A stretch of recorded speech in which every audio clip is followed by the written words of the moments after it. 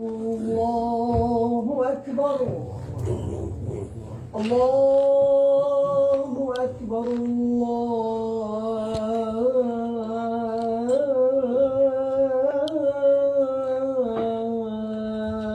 الله أكبر. أشهد أن لا إله إلا الله. أشهد أن لا إله إلا الله.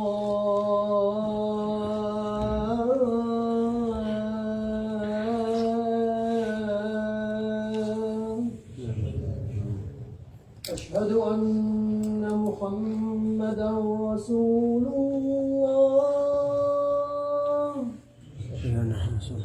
أشهد أن محمدا رسول الله.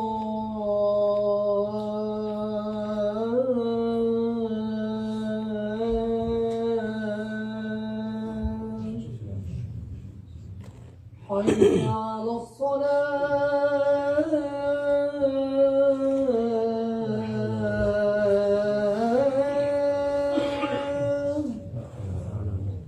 حي على الصلاة.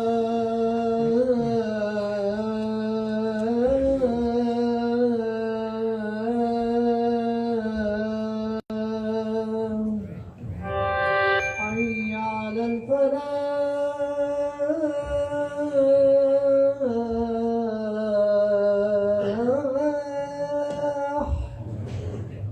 حي على الفلاح.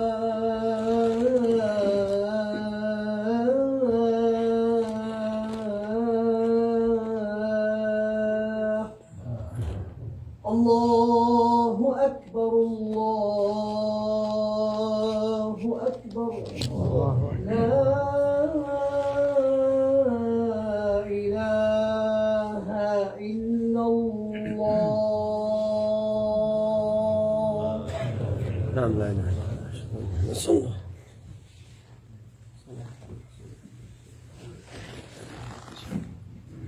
الحمد لله ثم الحمد لله. الحمد لله نحمده ونستعينه ونستهديه ونستغفره ونستنصره ونعوذ بالله من شرور أنفسنا ومن سيئات أعمالنا. من يهد الله فلا مضل له ومن يضلل فلن تجد له وليا مرشدا.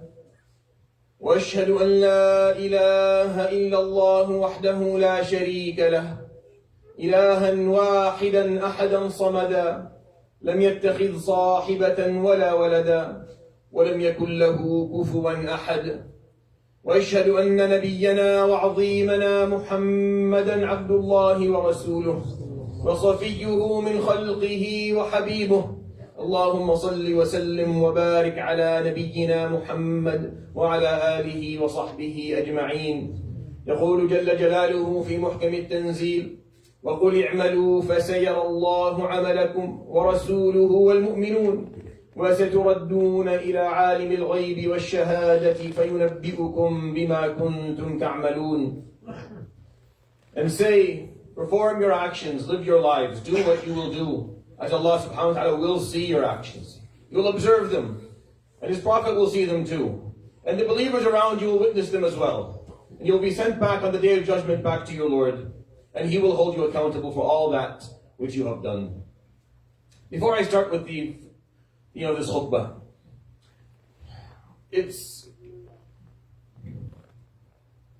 what do we say at this point? What am I supposed to say? Every time we get a little bit of a quiet period, they have to start again, causing more and more death and destruction in the region, burning the birthplace of our deen. This is where Islam was born, brothers and sisters. This is why we are Muslim. Because of this part of the world. Because of that part of the world, Islam spread everywhere. And it reached every continent and every house. It's because of those early scholars who lived in Sham and Iraq and in modern day Iran and in Arabia. It's because of the people who were there, who lived there, who cultivated Islam and nurtured it, taught it, practiced it, documented it, fought for it, protected it, spread it. We are Muslim today. And every part of it is systematically and slowly being destroyed, chronicized with tyranny and dictatorship and blood and internal difficulties and conflicts and civil wars. 8 countries have been bombed in the last few days. 8 countries. And I've never been someone who gets involved in the politics of the region that are extremely complicated and beyond my ability to even break down and speak of. And as Muslims, we know what happens when we start speaking about politics. There are 300 people in a room and there'll be 3,000 opinions in politics. And people don't speak about politics with their minds, they speak about politics with their emotions, and it's impossible to do, so I stay away from it. But I do focus on that which we all agree upon, which is the well-being of the people of that region. The well-being of our brothers and sisters. These people who have been living, most of them, have spent all of their lives, and probably their parents too, living under regimes that cared not about their rights, or their education, or their well-being, or their welfare, or anything that had to do with their identity as Muslims. Masakeen, you know that because you're here. If it was so good, you wouldn't be here. We would have went back. All of us would have. Look around you. Every color exists within this room that was produced by the land that is now being destroyed. So make dua for them. Make dua for the people of Sham and Iraq and Lebanon and Yemen, the people of the Gulf. Make dua for the people of Iran. Make dua for the people of Sudan. Make dua for the people who are struggling, who have very little to offer, who are yet again having to hope that the bomb does not hit their region, because they stand no chance if it does. Because even before this was happening, they were barely making ends meet. May Allah subhanahu wa ta'ala make it easy for them. Amen. And this wouldn't happen, by the way, if there was any form of Muslim unity around the globe. Any form at all. If there was any form of Muslim unity in any way, on any front, in any domain or department, this would not have happened. The unity of people stops the tyrants of the world from going after them. Especially those who seem not to be able to let a decade go by without some major war. Their skin scratch, they itch when they've gone for 5-6 years without bombing brown people. It seems to be their hobby. But it wouldn't happen if there was some degree of unity that existed in our ummah. We don't have it. It's what we must strive towards. It's what we must strive towards. And as Muslims living in the West, you must strive towards not only unity, but the advocacy. Because you have a voice here. You can sit at the table where others don't. You have the ability to sit at the table and voice your concern and reflect the values and the beliefs of people who otherwise really don't have a voice. And I can't think of a better time in the year to preach this message to myself and to those who are listening to me than Ramadan. The time of the year where time out. That period of the year, you take a time out, you take a step back, you focus on yourself, you look inwards for a little bit. And you ask yourself what you're doing with your life and where you're going with it. And whether you're fulfilling your purpose, whether you're living life meaningfully for the sake of Allah subhanahu wa ta'ala as you should. So much work that needs to be done. Wallahi, there's so much work that needs to be done within our ummah. I don't even know where to begin. What were the Quran focused on? It focused on the individual. Quran focused on the person looking inwards at himself or herself. And that's the starting point. That's the launching point for all of it. For us to imagine that we can predict international politics and political geographic changes that may occur in the world, it's beyond our ability to know what's going to happen next. But what you can control out of all of this, out of this uncontrollable, incomprehensible world that we live in, what you can control is that which you feel and intend and think and then do in your life. You can control the sirat that you walk in this world. You control your participation, your contribution, where you stand, the position that you put yourself in, what you stand for, what you speak on behalf of, what you spend your time doing, what you're committed to. You've been committed for the last 2 weeks now. You've been committed to fasting and praying every night and every day. Maybe you didn't want to or intend to, but you have been. It's been a 2-week commitment, and that's a lot. That speaks a lot of your character and of your abilities. You've been committed for 2 full weeks where you fast every day and you're praying every night. That's impressive. That's an impressive change if I were to look at how you... It's an impressive change if I was to look at how I was living before Ramadan. If someone was observing me, and they probably are, watching every move, there's a huge change in this month. This person is much less distracted. He spends much less time doing useless activities. He's much more focused, concentrated, devoted, committed. Could easily see the difference of the 2 weeks before Ramadan and the first 2 weeks of Ramadan. Now it's time to solidify that commitment. Show that commitment to change. Allah subhanahu wa ta'ala talks about these things in the Quran. يَا الَّذِينَ آمَنُوا لَا تُلْهِكُمْ أَمْوَالُكُمْ وَلَا أَوْلَادُكُمْ عَنْ ذِكْرِ اللَّهِ. Don't let distractions come in. Don't let distractions take you away from Allah subhanahu wa ta'ala. And remembering who He is and what it is that you're supposed to do in your life and why He created you. Don't let anything distract you. Not your wealth, not your families. Those are the 2 things that are the closest to you, that you take most pride in, that you should. And you're happy with, and you're thankful to Allah for having them. But don't allow them ever to be a distraction. Forget about everything else. Less important, less significant. Those 2 things that you should be focused on, they should not serve as a distraction for you. When you change, you have to know what you're changing towards and what you're going to leave behind. And what time you're going to give for everything that matters in your life. The Prophet ﷺ tells us a piece of wisdom that is absolutely أحب الأعمال إلى الله أدومها, or ما دام وإن قل. The most beloved actions to Allah subhanahu wa ta'ala are the consistent ones, even if they're small, even if they're really small and simple, and they're not shiny and flashy, and they're not going to make the news, and no one's going to send an email thanking you for them. But the simple stuff that are consistent in your life, that's what Allah loves most, because that's how change begins. It's now time in Ramadan to solidify these changes. Show commitment to them. Start building. Make sure those habits last. We can't fast every day after Ramadan and pray every night. That's impossible. And I'm not even saying that. And obviously I'm not asking for it. But what changes have happened now in your life that you believe are positive, that you would like to hold on to later? As a way to show Allah your commitment, start planning that. Start making these habits not Ramadanic habits, but lifelong habits. Your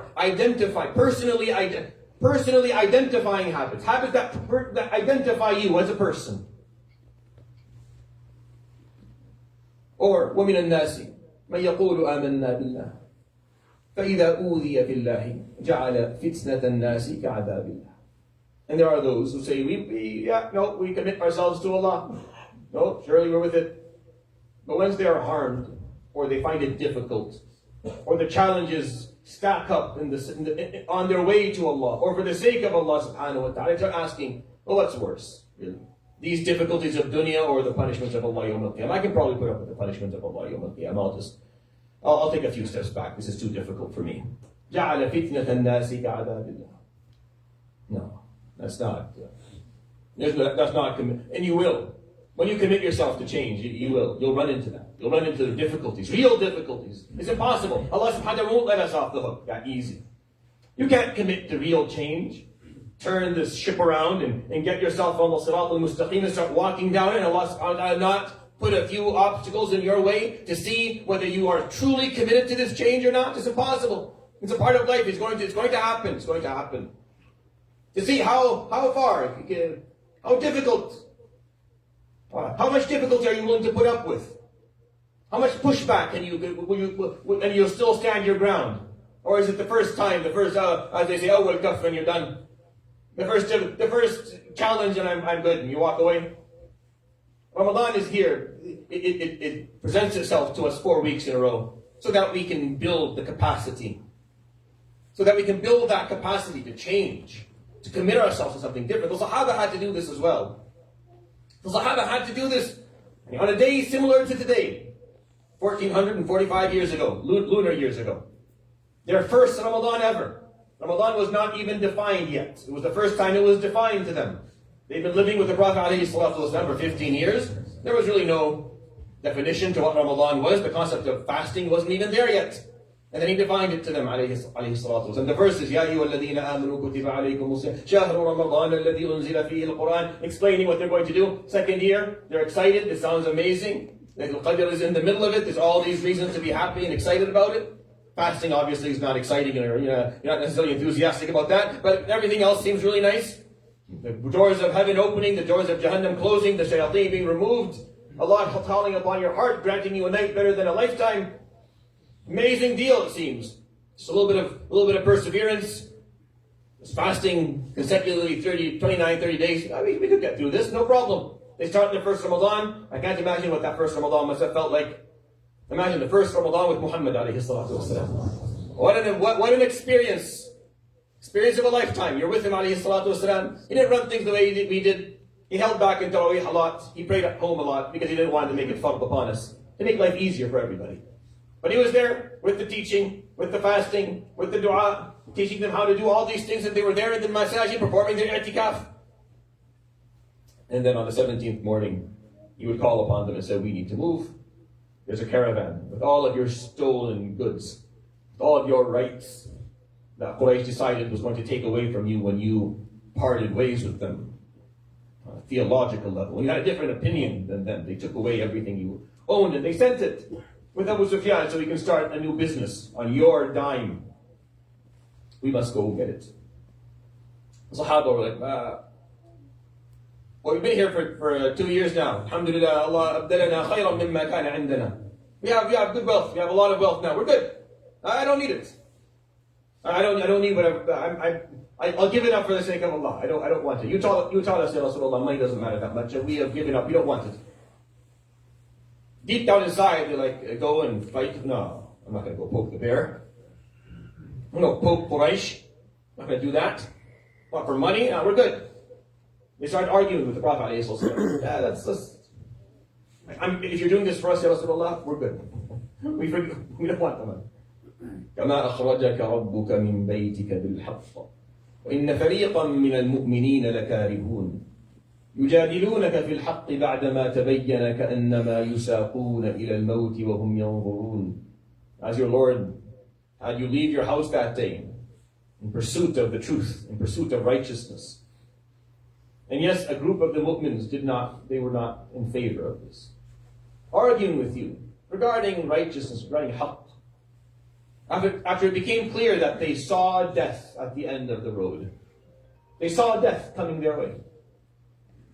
And then Allah subhanahu wa ta'ala promised the Prophet alayhi salatu wasalam either victory or the caravan. وَإِذْ يَعِدُكُمُ اللَّهُ إِحْدَى الطَّائِفَتَيْنِ أَنَّهَا لَكُمْ وَتَوَدُّونَ أَنَّ غَيْرَ ذَاتِ الشَّوْكَةِ تَكُونُ لَكُمْ. And deep down inside they all just wanted we're going to get this to the caravan quickly and go home. ويريد الله أن يحق الحق بكلماته ويقطع دابر الكافرين ليحق الحق ويبطل الباطل ولو كره المجرمون. But it wasn't about that. It wasn't about the money. It wasn't about whether they wanted it or not. It was about حقوق. It was about righteousness, حق. Standing for it, believing in it. When anyone oppresses or transgresses against حق, then as a Muslim by default, now you stand up against them. You refuse oppression, no matter how it is packaged or what masks it. It doesn't make a difference. You always stand for what is haqq, and you will pursue haqq. You don't want your wealth? No, I'm good with the money. Okay, go and take it back because it's rightfully yours, and then give it back to them. Take it back because it's rightfully yours, and then gift it to them if you don't want it. It's fine. There's no bravery. And there's no courage in giving up something that was taken away from you against your will. That's not courageous, and that's not generous, and that's not selfless, and that's not Islamic, and there's no dignity in that. Someone came and pushed you aside and took what is yours and walked away with it. And you say, no, okay, I forgive them for it. No, you go take back what is yours, and then you can give it to them as a gift, no problem. It's about haqq. The Sahaba had to show their commitment to this change. The Sahaba who spent 13 years in Mecca, they were told not to bear arms. So all they had to do was just hold their ground. Hold on to their deen. Persevere. As they're being mistreated, they just hold on. That's all they have to do. When they went to Medina, it was a whole different thing. You had a country now. It wasn't just holding on to your deen, which is what they wanted. They did it well in Mecca. They persevered. They held on. Now in Medina, like, no more oppression. We can hold on. No, that's not what this is. That's not what this message carries. You must take this everywhere. You must embody the values of what Islam is. And Islam stands for haqq at all times. There is no dispute on that.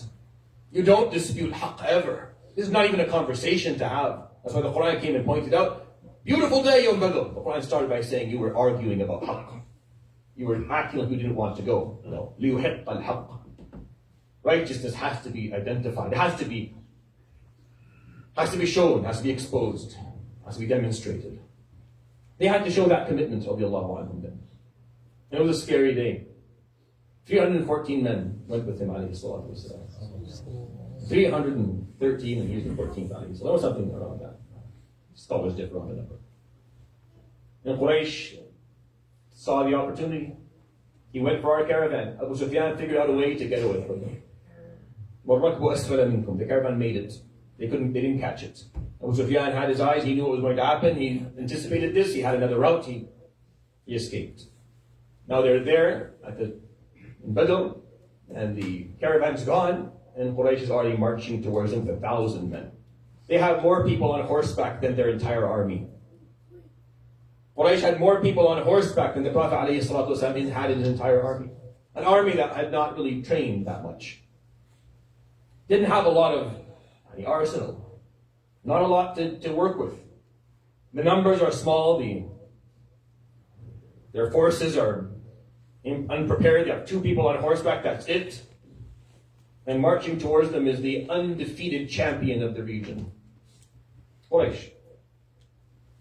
For the first time, however, an army would be put together in Arabia not based on tribal connections, not based on blood or lineage, not out for vengeance, not out to raid, but standing together based on moral glue that brought them to one another. They stand there for a cause they believed in, from different backgrounds. You had the Qurashi standing beside the Khazraji, standing beside the Ausi, standing beside the man from Habasha, standing beside the man from the Roman Empire. All of them brought together by La ilaha illallah Muhammad Rasulullah. Never before did that happen. And the rest is history. And they would fight. They would fight bravely. The best of the Sahaba are the people who were there for Badr. And the Prophet ﷺ says the best of the Malaika are those who help them. A day where haqq and batil finally completely detached from one another. When haqq and batil was no longer confusable. You didn't sit there wondering what's going on? Who is doing what and where and why is... After that moment, haqq and batil became clearly detached. It was clear who was on the wrong side of history and who was on the right. And it began a sequence of events that led to this masjid having people sit in it. It led to a sequence of events that allowed this masjid to exist in the first place. أقول قولي هذا وأستغفر الله لي ولكم فاستغفروه يغفر لكم يا فوز المستغفرين استغفر الله.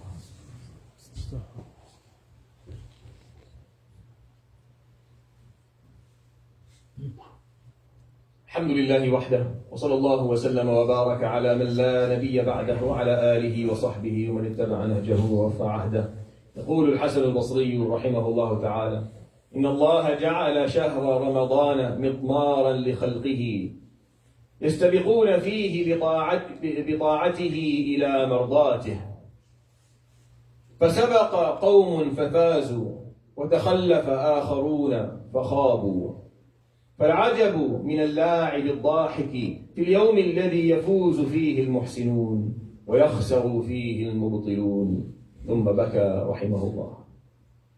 إخواني، رمضان أتى ليعزز فينا قيم الإسلام ومبادئ الإسلام وعادات سيد الخلق والأنام محمد عليه الصلاة والسلام.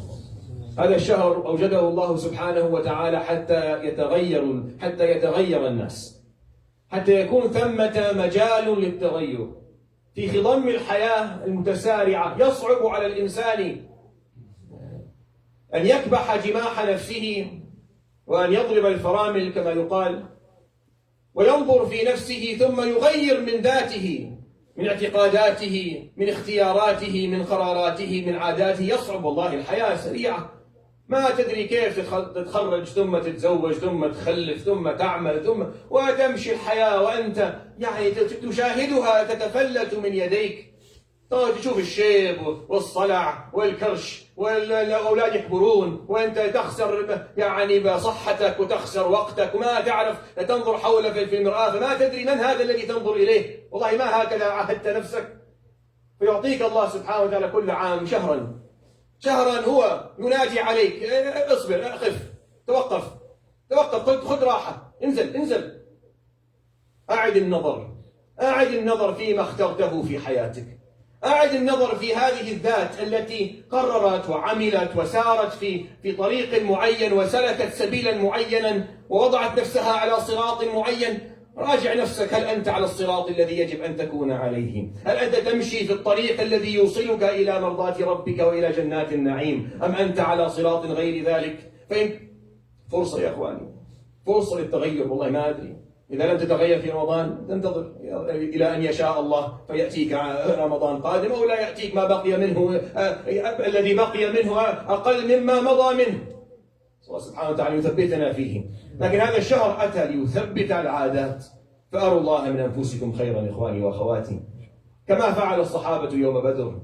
كان اختبار لهم، اختبار للتغير. هل فعلا تغير الناس؟ هل تغيرت مفاهيمهم وعقولهم ومنظوراتهم؟ هل تغيرت عاداتهم واعتقاداتهم؟ فأتى رمضان يختبر فيهم هذا التغير. أتى رمضان يختبر فيهم هذا التغير، فجعلت بدر في أول رمضان شهدته البشرية. أول رمضان يشهده الصحابة مع النبي صلى الله عليه وسلم جاء فيه هذا التغيير. Brothers and sisters,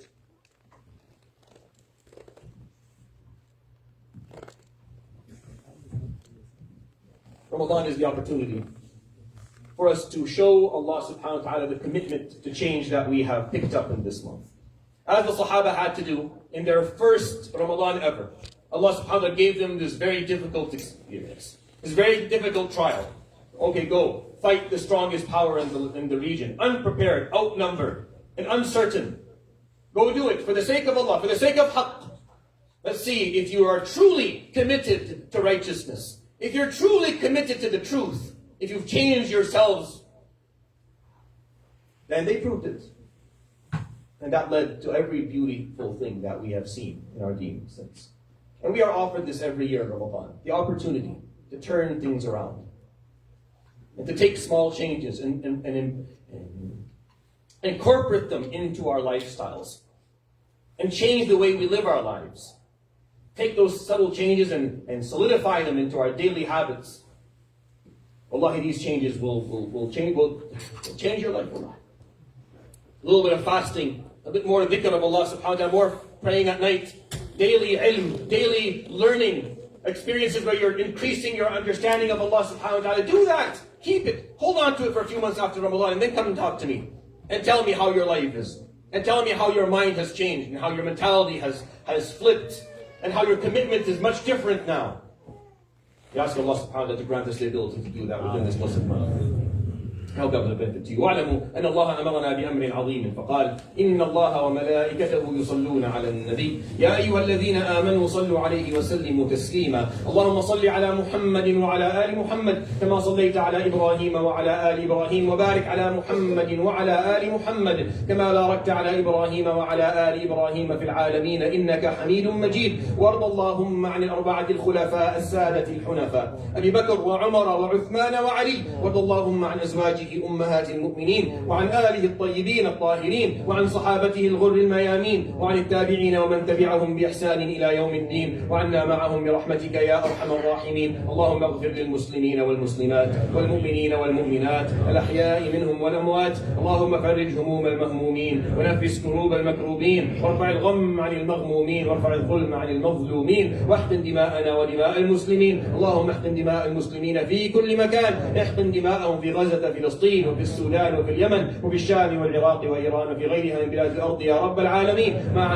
علمنا منها وما لم نعلم. اللهم رد المسجد الأقصى إلى رحاب المسلمين، أخرج الصهاينة منه أذلة صاغرين، وارزقنا أجمعين فيه صلاة قبل الممات يا رب العالمين. اللهم ردنا أجمعين إليك وإلى دينك ردا جميلا، وتب علينا من جميع ذنوبنا توبة نصوحا، طهرنا بها قلبا وجسدا وروحا. اللهم اجعلنا ممن صام هذا الشهر وقامه بوجهك الكريم يا رب العالمين، وبلغنا أجمعين ليلة القدر، واكتب لنا فيها الثواب والأجر، واكتبنا فيها من عتقائك من النار يا رب العالمين.